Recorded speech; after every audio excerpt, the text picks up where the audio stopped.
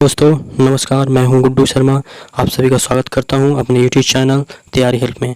दोस्तों जैसे कि आप लोग जान रहे हैं कि मैं वर्ल्ड ज्योग्राफी का टॉपिक वाइज पढ़ाने का स्टार्ट कर चुका हूं, जो कि फर्स्ट पार्ट्स मैंने महासागर और महाद्वीप पढ़ा दिया है, जो कि वीडियो अपलोड कर चुका हूं। आज मैं सेकंड पार्ट लेकर आया हूं, जो कि एशिया महाद्वीप है। दोस्तों अगर आप मेरे चैनल पे नए हैं तो मेरे चैनल को सब्सक्राइब कर दीजिए और लाइक कर दीजिए, और हो सके तो शेयर कीजिएगा इस वीडियो को। तो चलिए दोस्तों हम स्टार्ट करते हैं अपना टॉपिक। आज का टॉपिक है एशिया महाद्वीप।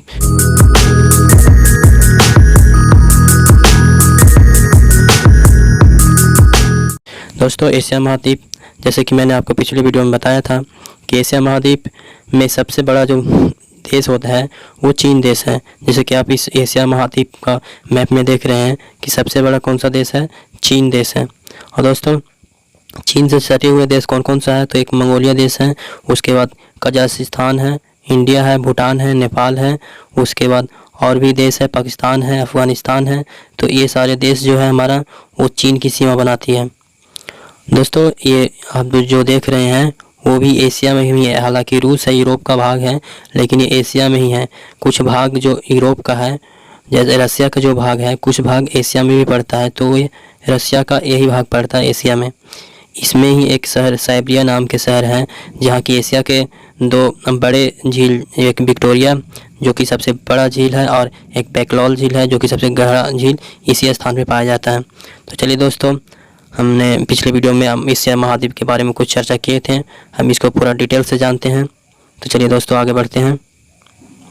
दोस्तों एशिया महाद्वीप जो है वो जो अलग होता है या अफ्रीका से, वो जी सुएज नहर के द्वारा ही अलग होता है, क्योंकि ये जो नहर है ये ये अफ्रीका और एशिया को दो भागों में बांटता है।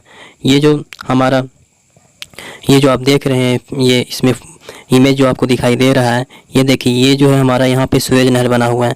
तो किसके किसके बीच में है, तो ये भूमध्य सागर और लाल सागर को जोड़ती है। तो ये हमारा इंडिया और अफ्रीका को, ये दोनों को क्या करती है, तो जोड़ती है। ये महाद्वीप ये अलग करती है, और ये भूमध्य सागर और लाल सागर को जोड़ती है। तो चलिए दोस्तों हम सुएज नहर के बारे में कुछ और जानकारी लेते हैं। सुएज नहर जो हमारा है दोस्तों, वो उसका निर्माण जो हुआ था वो 1869 में हुआ था। सुएज नहर जो निर्माण किए थे वो हमारा इंजीनियर फर्डिनांड द लिपेस द्वारा किए गए थे, जो कि फ्रांसीसी इंजीनियर थे। कौन सा दोस्तों, तो फर्डिनांड द लिपेस, इनके द्वारा ये बनाया गया था 1869 में। दोस्तों इस पुल का जो लंबाई है, इस नहर का जो लंबाई है वो 168 किलोमीटर है, और इसका जो चौड़ाई है दोस्तों वो 60 मीटर है। इसका स्टार्टिंग पॉइंट जो कि उत्तर दिशा में है उसको क्या बोलते हैं, पोर्ट शहीद बोलते हैं। यहाँ पे पोर्ट शहीद है ये जो आप देख रहे हैं। और इंड पॉइंट जो हमारा दोस्तों, यहाँ एक सुएज नाम के नहर है, तो यहीं पे इसका इंड पॉइंट है। तो दोस्तों हमारा स्टार्टिंग पॉइंट कौन सा है, पोर्ट शहीद, और end point port Suez. Port Said हमारे कौन सा दिशा में है, तो ये उत्तर दिशा में है, और पोर्ट सुएज कहाँ है, तो ये दक्षिण दिशा में। एग्जाम में पूछ देता है कि पोर्ट शहीद सुएज नहर के कौन सा दिशा में है, तो पोर्ट शहीद जो है वो उत्तर दिशा में है, और पोर्ट सुएज दक्षिण दिशा में है। दोस्तों इसका जो निर्माण किया गया था एक फ्रांसीसी इंजीनियर द्वारा किया गया था, लेकिन ये मिस्र में राष्ट्रीयकरण इसका कब हुआ, तो ये 1956 में के द्वारा इसमें राष्ट्रीयकरण हुआ मिस्र में। तब ये पूरी तरह से मिस्र के हक में हो गया, नहीं तो इस पे दोनों देश हक जमाते थे। मिस्र में यहाँ पे ये मिस्र भी हक जमाता था, और यहाँ पे जो इजराइल है वो भी इस पे हक जमाता था, लेकिन 1956 में इस नहर का राष्ट्रीयकरण मिस्र के द्वारा कर दिया गया। तो दोस्तों ये भी बहुत इंपॉर्टेंट क्वेश्चन बन जाता है कि मिस्र के द्वारा राष्ट्रीयकरण कब किया गया, तो 1956 में मिस्र के द्वारा राष्ट्रीयकरण किया गया। दोस्तों इसमें 2-3-4 झील है जो आपको याद करना पड़ेगा, क्योंकि एग्जाम में सीधा आ जाता है। इसमें जो उत्तर दिशा में झील है उसको लिटल झील बोलते हैं। इसके मध्य में जो है इसको टिमसा झील बोलते हैं। उत्तर में इसको क्या बोलते हैं दोस्तों, लिटल झील। इसके मध्य में जो है इसको टिमसा झील बोलते हैं। इसके दक्षिण भाग में जो झील है उसको हम कौन सा बोलते हैं, तो ग्रेट बीटर झील बोलते हैं। यहाँ पे जो झील है दोस्तों, ये यहाँ पे जो झील है इसको क्या बोलते हैं, तो ग्रेट बीटर झील बोलते हैं। तो ये हमारे सुएज नहर के बारे में जानकारी था दोस्तों, याद रख लीजिएगा। एग्जाम और पॉइंट ऑफ व्यू से बहुत ही ज़्यादा इंपॉर्टेंट चीज़ है ये, आप बिल्कुल याद रखिएगा इसको। इससे बाहर इस टॉपिक से आपको एग्जाम में देखने को मिलेगा नहीं, तो इस टॉपिक को अच्छे से क्लियर कर लीजिएगा। जितना मैं पढ़ाया हूँ इससे ही क्वेश्चन बनेगा, कोई भी एग्जाम हो जाएगा, चाहे एनटीपीसी का हो, ग्रुप डी का हो, या फिर पीसीएस का हो, या फिर एसआई का। इससे बाहर सुएज नहर से एक भी प्रश्न नहीं बनेगा, तो याद रखिएगा दोस्तों। चलते आगे। दोस्तों देखें, एशिया महाद्वीप में एशिया का सबसे बड़ा जो पर्वत है वो माउंट एवरेस्ट है, जो कि आप ये देख रहे हैं माउंट एवरेस्ट का फिगर। दोस्तों ये देखिए, ये जो हमारा पीक है वो सबसे माउंट एवरेस्ट का महत्तम और ग्रेटेस्ट पीक है। तो दोस्तों ये समुद्र तल से इसकी ऊंचाई कितना है, तो याद रखिए समुद्र तल से इसकी ऊंचाई जो है वो 848 मीटर है। कितना दोस्तों, तो 8848 मीटर है। याद रखिए दोस्तों 8848 मीटर है इसका समुद्र तल से ऊंचाई, तो याद रखिएगा इसका। चलिए दोस्तों इसके बारे में भी हम कुछ पढ़ लेते हैं जो कि बहुत ही इम्पोर्टेंट है। इसका जो हमारा नाम पड़ा था वो भारत के ही महासर्वेक्षक थे सर जॉर्ज एवरेस्ट, इनके नाम पर ही एवरेस्ट पर्वत का उनका नामकरण पड़ा। तो माउंट एवरेस्ट की जो नामकरण किए हैं या फिर नाम पड़ा है किनके नाम पे पड़ा है, तो जॉर्ज एवरेस्ट के नाम पे पड़ा है, जो कि भारत के क्या थे, तो महासर्वेक्षक थे। दोस्तों ये जो माउंट एवरेस्ट है ये कई देशों में अलग अलग नाम से जाने जाते हैं, जैसे कि तिब्बत में इसको क्या चीज़ से नाम से जाना जाता है, तो कोमोलुंगमा के नाम से जाना जाता है, कोमोलुंगमा, जिसको बर्फ की देवी बोला जाता है। और नेपाल में सागर माता के नाम से जाना जाता है, जो कि ब्रह्मांड की माता कही जाती है। विज्ञत में इसको चोटी 15 के नाम से जाना जाता है। तो याद रखिएगा दोस्तों, कोलोमांगमा ना जाना जाता है तिब्बत में, नेपाल में सागर माता, और विज्ञत में चोटी 15। तो याद रखिएगा इसको।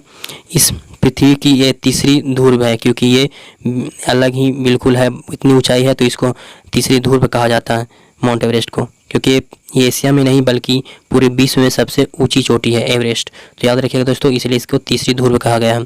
सबसे पहले इसका जो खोज किया था, चोटी पे पहुंचा था, सबसे जो पहले चोटी पे पहुंचे थे वो 2 आदमी थे, वो एडमंड हिलरी थे और एक तेंजिंग नोरोंगे थे। ये सबसे पहले 1953 में एवरेस्ट की चोटी पर पहुँचे। नवांग गोबू प्रथम व्यक्ति थे जो माउंट एवरेस्ट पर 2 बार चढ़ाई की हैं। तो नवांग गोम्बू जो थे वो प्रथम व्यक्ति थे जो माउंट एवरेस्ट पर 2 बार चढ़े हैं।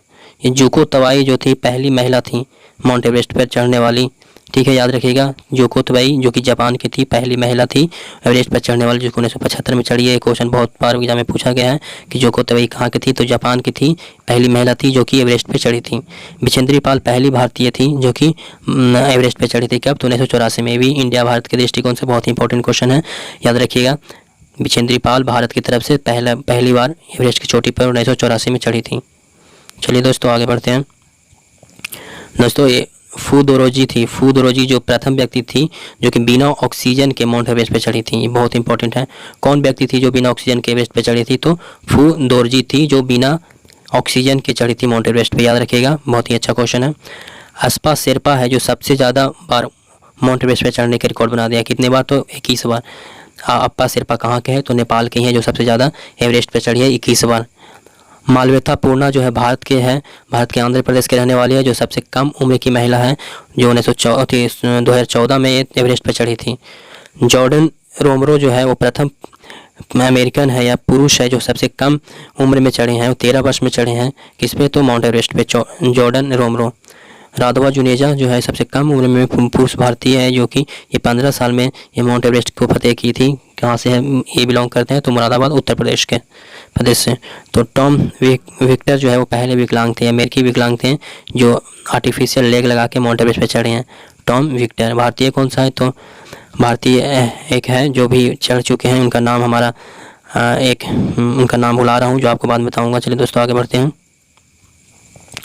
देखिए दोस्तों, एशिया का जो भी हमारा है इंपॉर्टेंट जो प्रश्न आते हैं एग्जाम में, मैं आपको सारा करवाने वाला हूं। तो चलिए दोस्तों एशिया के बारे में कुछ जान लेते हैं जो कि इंपॉर्टेंट है एग्जाम ऑफ दृष्टिकोण से। दोस्तों विश्व का सर्वोच्च शिखर जो है वो माउंट एवरेस्ट है, जो आप अभी बताए हैं। ये एशिया की नहीं बल्कि विश्व का सबसे बड़ा शिखर है, ऊँचा शिखर है। विश्व का सबसे गहरा गर्त जो है वो मैरीना गर्त है, प्रशांत महासागर में जो है, फिलीपींस में है। विश्व का सबसे ऊंचा पर्वत पठार कौन सा है, तो पामीर का पठार जो एशिया में पड़ता है, इसे विश्व की छत भी कही जाती है। विश्व का सबसे बड़ा झील कौन सा है, तो कैस्पियन सागर है, जो कि कजाकिस्तान में है। कैस्पियन सागर कहाँ है दोस्तों, कजाकिस्तान में है। विश्व का सबसे गहरी झील कौन सा है, तो बैकाल झील है, जो कि रूस में है। सबसे गर्म स्थान कौन सा है, तो जैकोबाबाद पाकिस्तान में है। कितना डिग्री, तो 52 डिग्री सेल्सियस में तापमान आ जाती है। सबसे गर्म स्थान एशिया का कौन सा है दोस्तों, तो जैकोबाबाद पाकिस्तान में। विश्व का सबसे गहरी झील बैकाल झील, विश्व का सबसे बड़ी झील कैस्पियन सागर, विश्व का सबसे ऊंचा पठार पामीर का पठार। चलिए दोस्तों आगे बढ़ते हैं। एशिया का सबसे ठंडा स्थान कौन सा है, तो बार्गोस्तान जो कि साइबेरिया में है, रूस में है। कौन सा एशिया के सबसे ठंडा स्थान, कौन सा दोस्तों, तो बरोगेसक। कितना डिग्री है, तो -68 डिग्री सेल्सियस यहाँ पे तापमान रहती है।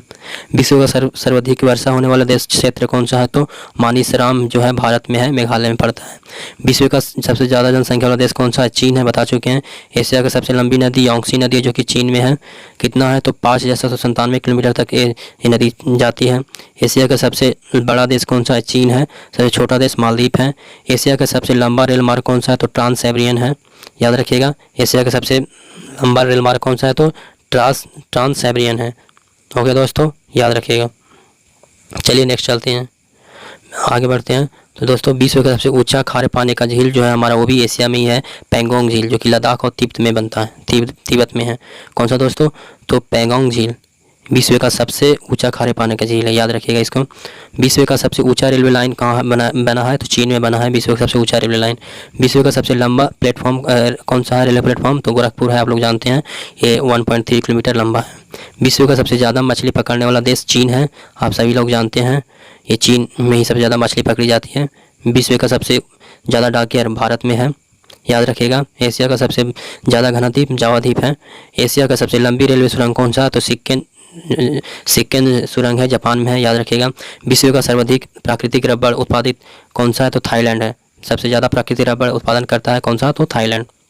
चलिए आगे बढ़ते हैं दोस्तों। एशिया के स्थलरूप देश आप लोग को याद करना है, तो दोस्तों ये बहुत ही इंपॉर्टेंट है कि आपको ये याद होना चाहिए।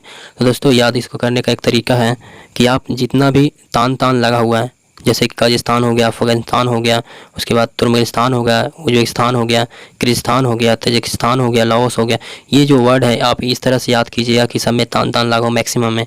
बाकी आप लोग नेपाल और भूटान जानते हैं कि एक स्थल रूप देश है क्योंकि भारत के बगल में है, और बाकी मंगोलिया और आप लाओस याद कर लीजिए, ये भी स्थल रूप देश ही है एशिया का। मंगोलिया लाओस सिर्फ याद कीजिए, बाकी आपको तान से पहचान लेना है। तो इस तरह से याद कीजिएगा दोस्तों, तो आपको याद रहेगा बहुत लंबा समय तक। तो दोस्तों ये एशिया का स्थल रूप देश है, याद कर लीजिएगा। एक नंबर में ये डाल देता है प्रश्न में और पूछ देता है कि इसमें से कौन सा स्थल रूप देश है और कौन सा नहीं है, तो याद रखिएगा। अब दोस्तों इसमें स्थल रूप देश में सबसे बड़ा देश कौन सा है, तो कजाकिस्तान है, सबसे बड़ा देश कौन सा है, कजाकिस्तान है। और दूसरा सबसे बड़ा देश कौन सा है, तो मंगोलिया है। तो दोस्तों मैं आप लोग को पढ़ा दिया एशिया का जितना भी इम्पोर्टेंट क्वेश्चन बनता था exam of point of view से, तो आप लोग अच्छे से इसको एक बार रिवीजन कर लीजिएगा, वीडियो को दोबारा देख लीजिएगा। इसी के साथ मैं अपना वीडियो को समाप्त करना चाहूँगा। तो देखने के लिए धन्यवाद सभी को, थैंक यू वेरी मच।